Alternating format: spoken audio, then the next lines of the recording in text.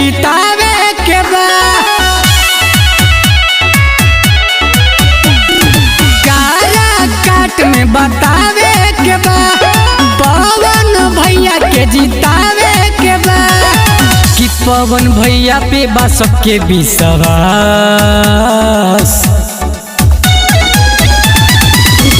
के जिताई अपन अरे वोट इनके खास हो जीती है तो करी है पूरा गांव के विकास हो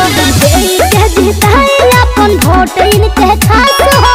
जीती है तो करी है पूरा गांव के विकास हो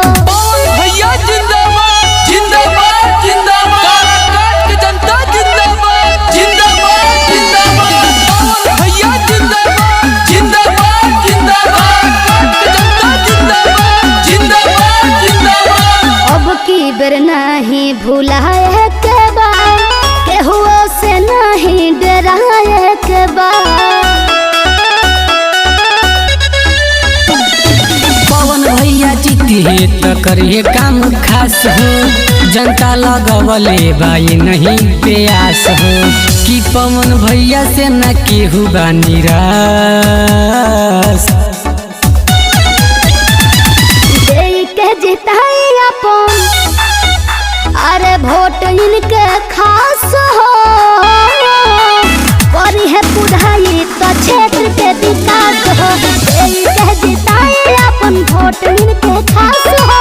जीती है तो करी है पूरा गांव के विकास हो भैया जिंदाबाद जिंदाबाद जिंदाबाद काट के जनता जिंदाबाद जिंदाबाद जिंदाबाद भैया जिंदाबाद जिंदाबाद जिंदाबाद काट के जनता जिंदाबाद जिंदाबाद जिंदाबाद सब ओरी है नुहाला बाटे इनहिला विजयी के महला बाटे केहू के न झांसा में आवे के बा अब की पवन भैया के जितावे के बा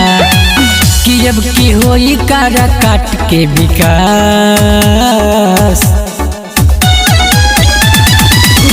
के जिताई अपन अरे वोट इनके खास हो करी है पुढ़ाई तो क्षेत्र के विकास हो के जिताई अपन वोट इनके खास हो